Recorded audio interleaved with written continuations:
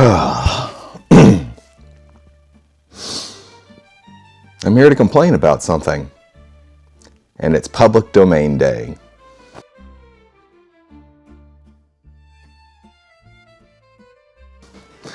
Happy Public Domain Day, everybody. It's January 1st, 2026, and it is the day that all of the movies from 1930 enter the public domain.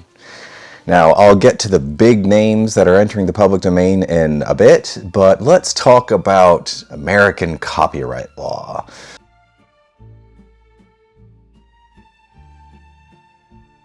The exciting, thrilling world of American copyright law, and how much I hate it.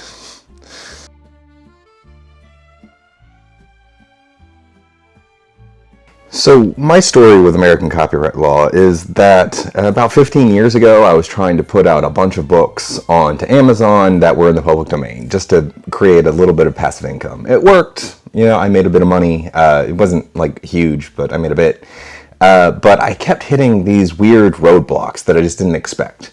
And the one that sticks out in my mind is I tried to put out a work by Rudyard Kipling. And I almost had my entire Amazon account deactivated and deleted because Rudyard Kipling has a work that's still under. Well, it was like 15 years ago. I'm pretty sure it's entered it now. And it just hit me. He had stuff under copyright. It was ridiculous. And, I let it go. I did what I could to appease Amazon and moved on with my life. But it created this thing in the back of my head where it's like American copyright law is stupid. And the next big thing was there's this big 6-volume biography of James Madison written by Irving Brandt that I had the worst time finding, especially the first volume. For some reason, the first volume was just extremely rare. Printed from the 50s to the 70s. It'd been out of print pretty much ever since the first printing, and it's just out of print. You couldn't find copies. I couldn't even find illegal copies. People weren't, scanning these things because it was so obscure and it was so, fraught with legal issues that no one is going to try. And Irving Brandt had been dead from the 80s, and suddenly I was like, I can't find a copy of his book because no one will touch it, which was just ridiculous. Anyway, the American copyright law for most of the Republic's existence was based on the idea that you would actively apply for a copyright. So the American colonies didn't have copyright. If you wanted to copyright your material, you printed in Britain, you printed in England itself. But with the writing of the current American Constitution, it wasn't in the Articles of Confederation, but within the actual Constitution we still have, James Madison included a copyright clause, and he wrote in one of the Federalist Papers a very brief defense of it, saying this is obviously worthwhile. And that was kind of the entire discussion around copyright at the time. The first Congress passed the first copyright law in 1790, and it allowed for 14 years. 14. Plus an optional extension for another 14 years for a total of 28 years. That maintained until about 1830, when Congress modified the act to make it 28 years with an optional 28. And that remained in place for the next almost 150 years. So, you had to actively apply for copyright, and you had to actively apply for an extension. Otherwise, it fell into the public domain. If you didn't apply for the copyright, it was in public domain as soon as you printed it. And this creates, in regards to movies, this creates a couple little interesting things. I believe Meet John Doe was never actually released with a copyright warning on it, so it's technically been in the public domain since it was released. But ultimately, you had to apply for it. And one thing I found was that regarding written works, something like 1% of written works were actually copyrighted. Is ridiculously small. In the era of conglomerations and big companies making very large investments in movies, that changed. They copyrighted everything, except for the weird examples like Meet John Doe. But it was everyone applied, and almost everyone applied for the extension just in case. And the famous example of that is another Frank Capra movie, It's a Wonderful Life, where for whatever reason a clerical error happened and it was not applied for the extension, which allowed it to be played on television. And that story gets weirder because Paramount decided in the 80s that they did hold copyright over part of it. And so, that whole thing recently about, oh no, Amazon is showing a version of It's a Wonderful Life with 30 minutes missing, it extends from that. It extends from Paramount exerting copyright ownership over everything based on the source work, but the only thing from the source work is that 30 minutes. And so to get around it, a company pulled out that 30 minutes and released the rest of it.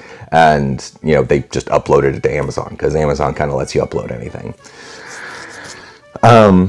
And that was the case until 1976. So it became a cause célèbre amongst copyright nerds and librarians to update the American copyright system because we were out of step with the world. And that culminated in 1976 with the Copyright of 1976, which changed everything from 28 plus an optional 28 to life plus 50. So the life of the author plus 50 years. Is that fair? It was in alignment with the rest of the world. And, it's always great when America just subsumes its own interest for the rest of the world. Great. Anyway, that became the norm. Apparently it was Mark Twain's preferred thing. And I've never liked it. It's designed, the idealistic reason for it is to protect the royalties for the widows and children of authors. And it seems noble, but they're literally exceptions. 99% of copyrighted work becomes non-profitable after like a year or two. It's ridiculous. After a certain point, it's just not profitable anymore to maintain that copyright. And so people largely let them languish. And what you end up doing is protecting that top 1%, protecting their revenue. And that top 1% mostly have nothing to do with what that creation was. So you're protecting the rich widow's revenue stream, or you're protecting the conglomeration that paid for the movie and owns the copyright, of which everyone who had anything to do with the movie, including producers, have been gone for years. And that ends up being the protection. It's not for the authors. The authors can maintain it for up to 56 years. That's not a small amount of time. That, if you publish at 20 and it's a massive success, you're protected until you're 76. That's a life. All right, so that's enough of my complaining about what it used to be. And so what is the situation now? So the situation now is really modified by the Copyright Extension Act in 1998, which is also called the Sonny Bono Act, which is also called the Mickey Mouse Protection Act. And it's because Disney lobbied very hard to have this copyright extension added to make it from life plus 50 to life plus 70. So they could protect the copyright around Mickey Mouse. The only surprising thing about copyright over the last decade or so is that Disney realized they were not getting another extension, and they only kind of tried and gave up very quickly. So we don't have a new Copyright Extension Act from like 2018, I believe, was when the clock started again. And, it's not life plus 90 in order to keep Steamboat Willie. And very famously, a couple years ago, Steamboat Willie finally entered the public domain, and huzzah, it's done. And so I consider Sonny Bono one of the history's greatest monsters. It's that copyright extension completely warped an already warped system. And, right now we're getting movies from 1930, 96 years ago. That means movies from 1931, 95 years ago, are still under copyright. Who worked on movies from 1931 who are still alive? If Dick Van Dyke was in a movie in 1931, he would have been, 3 years old? The producers, the writers, the directors, the actors, they're all dead. They've all been dead for decades. Decades. And who are we protecting with this copyright regime? The corporations. So Disney, Warner Brothers, Paramount, Columbia, they get to retain this copyright. And the actual writers who were contract players at the time, who got paid weekly and did not get revenue from box office receipts, nope, not covered. It's all stupid. Now, let me clarify something. I'm not massively against the copyright regime because in 2017 I couldn't draw a Mickey Mouse cartoon and then try to sell it.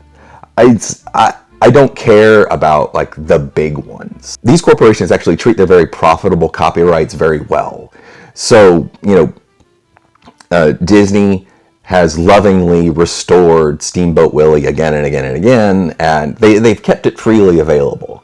They have the exclusive rights to it. They're the only ones who can sell it up until a couple of years ago, but they treated it very well. So, that isn't what really bothers me. That is an issue. It is in the public interest for people to be able to use public domain material to create new things. You take an obvious example, legends from English history of, King Arthur and Robin Hood. Just take those two, and how anyone can make movies about them. You can make a host of different things. And, it engenders creativity. It's generally a positive thing. And so, people not being able to make Mickey Mouse cartoons past whatever the original deadline would have been, it would have been the early 80s. Would our culture be richer for the past 40 years of other people being able to make Mickey Mouse cartoons? I don't know. It's like, probably something good would have come out of it. It's not like Disney's doing a whole lot with Mickey Mouse other than greeting customers at their theme parks, but it is what it is. It is an issue, but it's not my issue. I don't really care about that. What I care about is everything under that. So you have the very top tier, the very top tier, the stuff that is still profitable, that companies actively care for. They'll take the prints, they'll restore them, they'll lovingly care for them, they'll lovingly store them properly, and release them once every few years in whatever format. And it's great, wonderful. My problem is, again, everything below that. The little movies that no one cares about. Okay, so let's talk about 1930 real quick. So John Ford had 3 movies released in 1930. Okay, 3 of them. Has anyone restored them in the last 30 years? Nope. You can find them. They're all Fox movies, so they're all owned by Disney, and Disney is happy to just take the Fox library and allow it to be rented on Amazon. So yeah, you can go to Amazon and find Up the River to rent or buy digitally, but the print looks like crap because no one's restored it. And no one can restore it. No one can restore it up until this year, up until 2026. No one can restore it at all without Disney's permission. And Disney doesn't want to give that permission.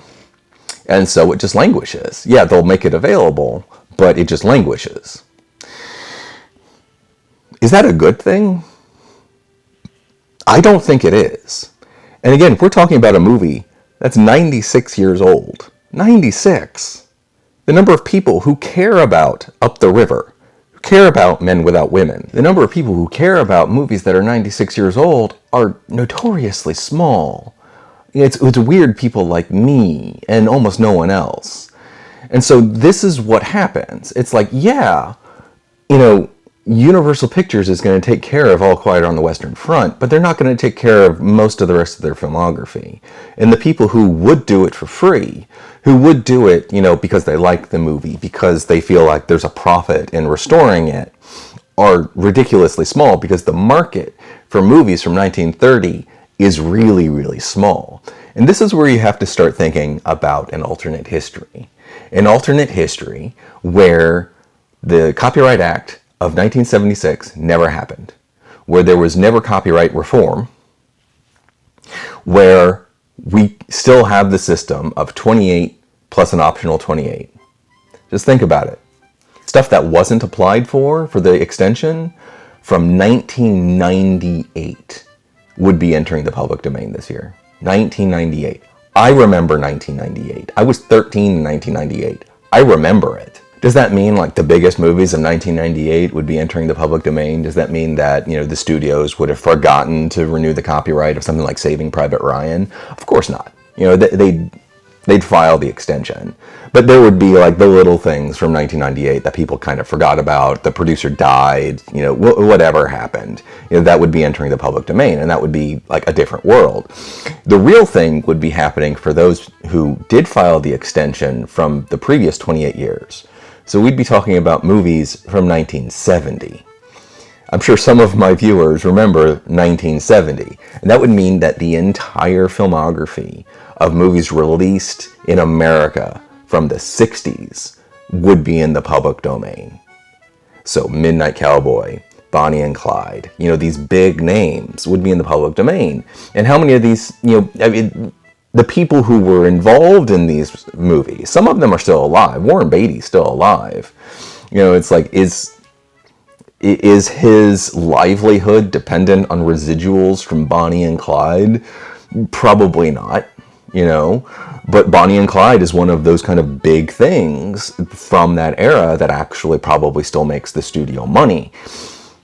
Would that falling into the public domain send anyone to into the poorhouse? Most likely not. The people who are still making money off of that are most likely studio executives who it's going into this studio P&L as a very minor profit item near the very bottom, where they made $10,000 off of rentals of Bonnie and Clyde in 2025, and that pays for the coke habit of one studio executive. It's like that's what we're talking about. That's what we're talking about preserving by retaining this sort of forever copyright extension. And and to make things even more complicated, music is on a different schedule. Music's on a completely different schedule. So, if you wrote music for a movie, by all accounts, this is apparently somewhat untested waters, but if you wrote music for a particular film, it was specifically written for that film, it falls into copyright at the same time as the movie. But if the music was written for completely any other reason, if it was written a couple years before for a stage musical, for broadcasts, for a recording, and then they used it in the movie, you have to cut that out. It's not covered under the copyright for the movie. Now, that's not going to be a huge deal for the next few years because of the primitive nature of sound over the first few years of the sound era. 1929 was the birth of the sound era, and 1930 is, the next year. But once you start getting into movies that can use incidental music, you're going to have situations where the movie overall is in the public domain, but you have to silence out certain scenes because the background music is covered by a separate copyright because it was written the year before for a recording, and that's not going to go into the public domain for like another 5 years. Do you see how stupid American copyright law is? This is incredibly stupid. And so in those instances, you're not going to be able to do almost anything with it. You'll be able to maybe AI tools will allow you to pull out the music and maybe replace it with something else, but suddenly it's not the same thing, and all of a sudden it's different. And so we're left with this situation where literally movies from 96 years ago are entering the public domain. 96 years. No one's alive who had anything to do with it. We're protecting the pocketbooks. Very minor line items in major corporations. And, the individuals who are actually taking advantage of it are people like the children of writers who own the exclusive copyrights to works, not to movies, but to written works like novels. So their children and grandchildren are still able to gain revenues. But even then, what books from 1930 are huge money makers these days? Is As I Lay Dying by Faulkner still like preserving the livelihoods of his grandchildren or something? It may be, but ultimately it's like his grandchildren had as much to do with the writing of As I Lay Dying as I did, which means nothing. So, preserving their revenue stream on this is not a priority for me. So are we going to see any sort of change? The first magnificent change we saw was that there was no further change. There was no Copyright Extension Act of 2018. Great, fantastic. But we're still left in this weird limbo land where I didn't even get into copyright orphans. It's like there's a bunch of stuff from before 1976 where it's like, are these under copyright? No one knows. It's like literally no one knows if certain things are under copyright or not, because were they applied for? Were the extensions applied for? It's like you essentially have to go to the U.S. Copyright Office in D.C. and look through their physical files to find out, and no one's doing that. The Copyright Office for some reason has not digitized their collection. It's weird, and could we eventually see a moment where, like, the Copyright Extension Act of 1998 is repealed? It goes to life plus 50? If we just had that, if we didn't get the copyright extension in 1998, it's like we wouldn't be in the 60s, but we'd be well into the 40s. I think it's like 1948 or something would be entering the public domain now. Imagine that. Every World War II movie, the immediate post-war era, so like Casablanca would be in the public domain. Again, it's like the big stuff. Warner Brothers has taken very good care of Casablanca. Its 4K is beautiful. Would Warner Brothers stop taking care of it because it entered the public domain? By all accounts, from what I've heard, no. It's they own the best materials. They own the negatives. And so, if you want to restore it at the highest qualities, you have to go through Warner Brothers because they own the physical materials and you have to license out the physical materials. Yeah, you could take like an old DVD and try to restore it, and AI tools might help. But ultimately, it's if you want the best materials to go from, and if you're talking about, again, that 99%, that's below Casablanca, and you want the best materials, you still have to go through Warner Brothers. How much would it actually change? It's like other people would be able to profit off of them deciding to restore some random movie from 1942 that Warner Brothers hasn't looked at, has never gotten around. They take an old private 35 millimeter copy, they scan it, they clean it up as best as possible, and then they release it on a physical media. And, Warner Brothers wouldn't get a penny of it. But then, it could make some money. Warner Brothers could decide to respond with, well, we'll do a 4K restoration for the original negative, or they could ignore it. It doesn't matter. But ultimately, that random movie from 1942 would have a better restoration out there than it otherwise has now. All right. So that's enough of that. Let's talk about the movies that are entering the public domain in 1930.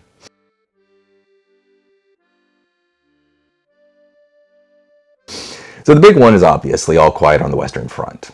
It's the Best Picture winner, released by Universal. I'm not the biggest fan of it. I think it's good, but ultimately it is kind of the big one, suddenly entering the public domain. Again, what does it mean going forward? Will suddenly we get a proliferation of different versions? Probably, but it won't matter because who cares about All Quiet on the Western Front these days? It's like, what profit is there to make on restoring All Quiet on the Western Front when Universal has taken very good care of it? Great, fantastic. Greta Garbo's first sound film, Anna Christie, is entering the public domain, so huzzah. You know, great. It's an MGM movie, so Amazon owns it now. So, I mean, does Amazon care about their MGM library that much? I don't think they do. If they did, I believe they would have restored the Student Prince in Old Heidelberg at some point. Go Lubitsch. Hell's Angels. Hell's Angels is another big one. The Howard Hughes flying epic that James Whale co-directed. That's entering the public domain. Huzzah. Go Hell's Angels. What's going to happen now? Well, whoever owned the copyright lovingly restored it a couple years ago, and Criterion released a 4K of it this year. And is there any more money to be made off of Hell's Angels after that? I don't know. Yeah, it's like someone could have lovingly restored it 10 years ago, not having to pay Howard Hughes and his estate anything, but whatever, it happened. Good for them. Howard Hawks has a movie that's entering the public domain this year. It's The Dawn Patrol. It's one of my favorites of his. Has any restoration of that happened in the last 30 years? Not that I know of. The prints I see look like crap. Maybe someone will do something with it now. Please. This is one of those 99% movies. It's like, who cares about The Dawn Patrol? Most of the time when you look up The Dawn Patrol, you see the remake from 10 years later starring Errol Flynn. You don't see the original that Howard Hawks made. And that's the one I care about. Has anyone restored it? Mm-mm. Has anyone spent the $100,000 it would take to digitally scan and restore the film? Nope. Because they couldn't. It's like they don't have access to the best materials. Plus,